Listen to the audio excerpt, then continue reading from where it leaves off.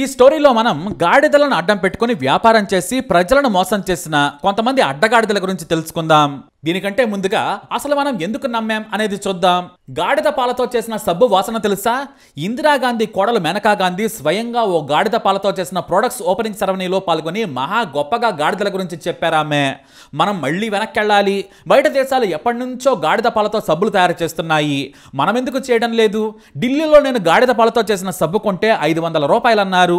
అయినా సరే గాడిద పాలతో చేసిన సబ్బుకు ఆ మాత్రం ధర పెట్టాల్సిందే అని మీడియాలో మీటింగులు పెట్టి మరీ చెప్పారు. అవన్నీ చూసి మనం వీడియోల మీద వీడియోలు చేశాం. చాలా మంది ఈ బిజినెస్ మీద ఇంట్రెస్ట్ కూడా చూపించారు. ముందుగా వారందరికీ సారీ. కానీ ఇది మనం రీసెర్చ్ చేసి చెప్పింది కాదు. మీడియాలో వచ్చిన వార్తలు చూసి అందించిన ఇన్ఫర్మేషన్ మాత్రమే. మరి ఎందుకు నమ్మని చెప్పండి?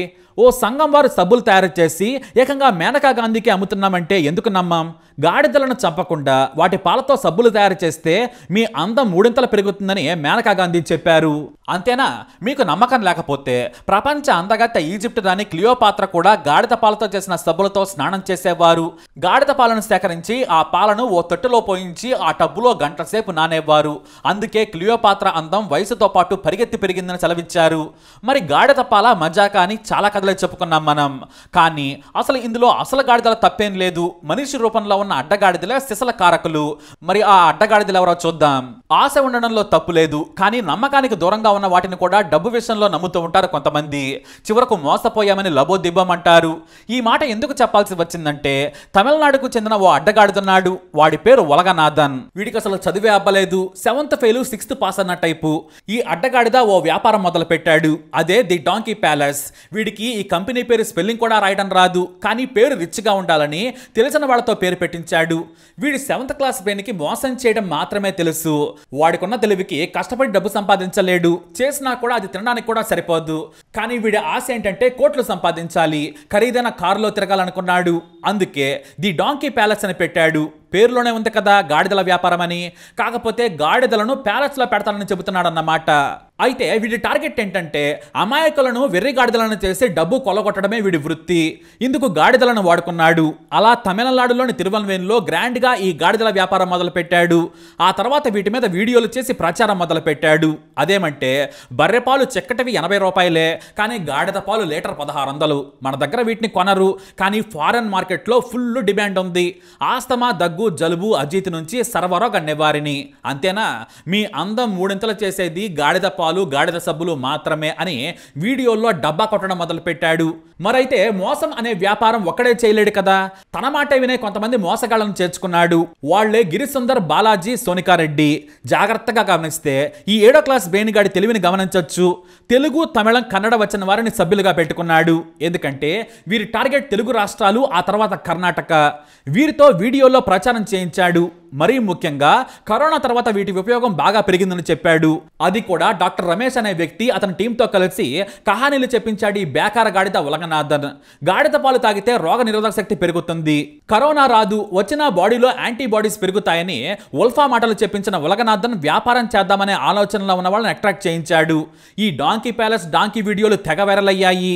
ఎందుకంటే గాడిదలు, వాటి వ్యవహారం, పాల సేకరణ చూపించి ఫారెన్ లో మన గాడిదలకు ఉన్న డిమాండ్ ఎక్కడా లేదు. వీటి ద్వారా కోట్ల రూపాయలు సంపాదించవచ్చు. వచ్చిన డబ్బును చేత్తో లెక్కించడం చాలా కష్టం. మీరు ఖచ్చితంగా మనీ కౌంటింగ్ మెషిన్స్ తెచ్చుకోవాల్సిందే అని ఓదరగొట్టాడు ఉలగనాథన్. ఆ తర్వాత చిన్నగా తన 7వ క్లాస్ తెలివిని బయట పెట్టాడు. మీరు కూడా వ్యాపారం చేయాలనుకుంటున్నారా? అయితే గాడిదలతో మీరు కూడా చేయొచ్చు, కోట్లు సంపాదించవచ్చు. మేము విదేశాలకు గాడిద పాలను ఎగుమతి చేస్తున్నాం. మాకు మార్కెట్ కూడా తెలుసు. మీరు కూడా వ్యాపారం పెడతామంటే ఫ్రాంచైజీ ఇస్తాం. పాలు సేకరించే బాధ్యత మాదే. గాడిదలను కూడా మేమే కొని పెడతామని సోషల్ మీడియాలో ప్రచారం చేయించారు. దీంతో చాలా మంది ఆ వీడియోలను చూసి వారిని అప్రోచ్ అయ్యారు. అంతే, ఒక్కసారిగా ఎవరైనా వివరాలు తెలుసుకుందామని సరదాగా కాల్ చేసినా సరే వెంటనే వీళ్ళ టీం రంగంలోకి దిగుతుంది. మీరు వద్దన్నా సరే వెంటపడి ఎక్కడ ఉన్నా సరే పరిగెత్తుకొచ్చేస్తారు. అలా తమిళనాడులో, ఆంధ్రప్రదేశ్, తెలంగాణ, కర్ణాటకలో గాడిదల వ్యాపారం మీద ఉన్న ఉత్సాహంతో వివరాల కోసం వెళితే క్షవరం చేసేశారు. అదేమంటే ఈ అడ్డగాడిద ఉలగనాథన్ స్వయంగా రంగంలోకి దిగి తన టీంతో దిగుతాడు. ఇక మోసపు కథ నడుపుతాడు. ఎందుకంటే మోసమే వాడి వృత్తి.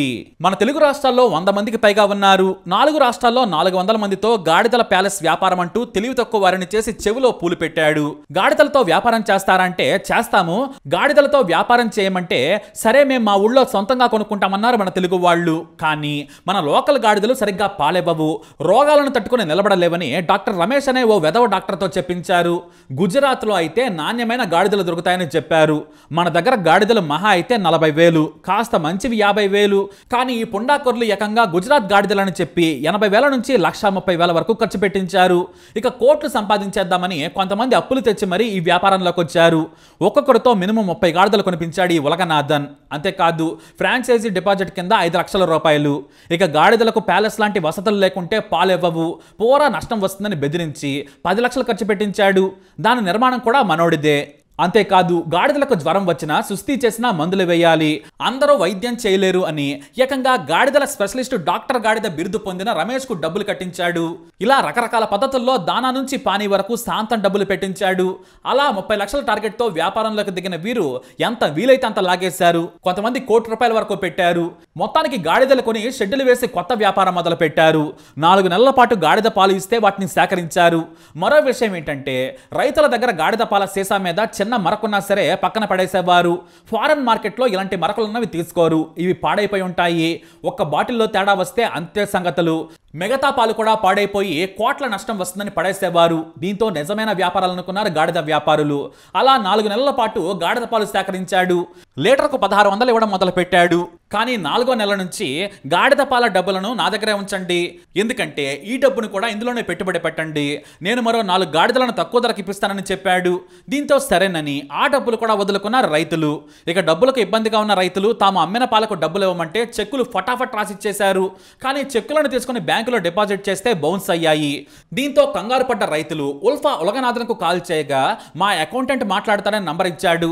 చెక్ బౌన్స్ ఎందుకైందని రైతులు అడిగితే అప్పుడప్పుడు అవుతుంటాయి, మీరే రైతులు కదా, మేము రోజుకు 1000 చెక్కులు ఇస్తూ ఉంటాం, సంతకాలు చేయలేక చస్తుంటాం, ముందు తీసుకున్న వాళ్ళకే డబ్బులు వస్తాయి, మాకు యూరప్ నుంచి 600 కోట్లు రావాలి, మేమేమైనా కంగారు పడుతున్నామా అన్నాడు ఆయన. అంతేకాదు 1-2 నెలలు ఆగండి చెప్పి మళ్ళీ చెవిలో పూలు పెట్టాడు ఉలగనాథన్. ఇక గాడిదలను కడుగుతూ వాటికి దానా పెడుతూ గాడిద పెంట తీస్తూ వాటిల్లో కూడా కోట్లు ఊహించుకున్నారు సభ్యులు. కానీ ప్రతి నెల గాడిద ఫ్రాంచైజీ అంటకట్టిన వాళ్ళు ఫోన్లు ఎత్తడం లేదు. ఎంతైనా కూడా బిజీగా ఉన్నామని చెప్పి కట్ చేయటం మొదలు పెట్టారు.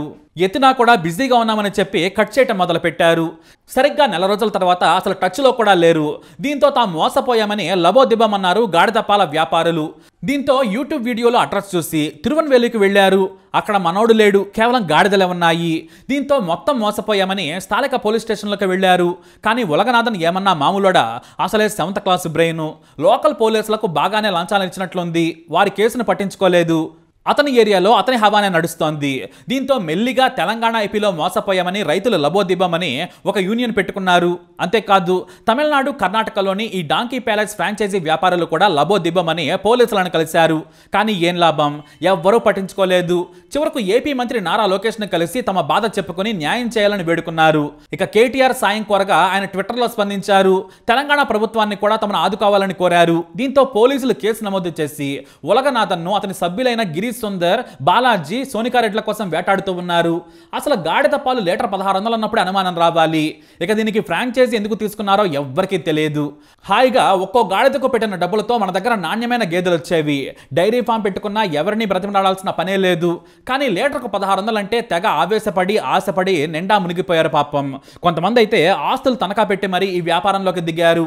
ఇలా 400 మంది 100 కోట్లకు పైగా పెట్టుబడులు పెట్టారు. కొంతమందికి 2023 జనవరి నుంచి ఏప్రిల్ వరకు 4-5 లక్షల వరకు చెల్లించాడు.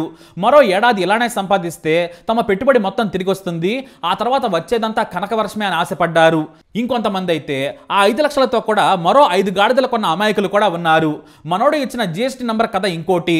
మీకు పన్నులు లేకుండా ఎలాంటి ట్యాక్సులు కట్టకుండానే పూర్తిగా ఇస్తామని చెప్పాడు. GST నంబర్ అంటూ ఒకటి ఇచ్చాడు, అది కూడా నకిలీదేనని అధికారులు చెప్పడంతో లబోదిబ్బమన్నారు. అయితే ఏపీలోని ఓ అధికారి మోసపోయిన గాడిద పాల వ్యాపారాల గుండెల పగిలేలా ఓ వార్త చెప్పారు. మన దేశంలో అసలు గాడిద పాలతో వ్యాపారం చేసేందుకు అనుమతే లేదు, మీరు వ్యాపారం చేశారు, పైగా మోసపోయామని చెబుతున్నారు. అసలు ఈ విషయం తెలుసా అనడంతో నీళ్లు నమిలారట మోసపోయిన వారు. పాపం లక్షల్లో మునిగి లబోదిబ్బమంటున్నారు. అందుకే గుడ్డిగా దేన్ని నమ్మకూడదు. ఎక్కువ వడ్డీలు ఎక్కువ ఎక్కువ లాభాలు ఎక్కడా రావు. ఎవరైనా చెబుతున్నారంటే అది మోసమే. డబ్బుకు ఆశపోయి ఉన్నతి పోగొట్టుకోవద్దు. ఎన్ని మోసాలను చూస్తున్నా కూడా ఏదో ఒక మోసంలో జనం మునుగుతూనే ఉన్నారు. ఇప్పుడు ఉలగనాథన్ అండ్ అడ్డగాడిదలు దొరికినా కూడా లాభం ఏమీ ఉండదు. కొద్ది రోజులకే బెయిల్ వస్తోంది. ఆ తర్వాత కోర్టు పరిధిలోని కేసులకు ఎవ్వరూ ఏమీ చేయలేరు. కాబట్టి న్యాయం చేయడానికి పోలీసులు మోసగాళ్లతో డబ్బులు ఇప్పించే ప్రయత్నం అయితే చేస్తారు. కానీ మన దేశంలో చట్టాలు పైకి స్ట్రాంగ్గా ఉన్నా లోపల చాలా వీక్. జనాల సొమ్ము మన ముందే.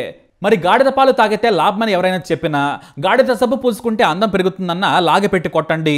రోజు మనకు దొరికే మనం నమ్మే పాలు తాగితేనే రకరకాల రోగాలు వస్తున్నాయి. మరి గాడిద పాలతో రోగాలు నయమవుతాయి, అందం పెరుగుతుంది అంటే అది తప్పకుండా మోసమే. మరి ఉలగనాథన్ అంటుకో అడ్డగాడిదలను ఏం చేయాలి? మీ అభిప్రాయాన్ని కమెంట్ ద్వారా తెలియజేయండి. ఈ వీడియో అప్డేట్స్ కోసం మా ఛానల్ ఫాలో అవ్వండి. అలాగే తప్పకుండా సబ్స్క్రైబ్ చేసుకోండి.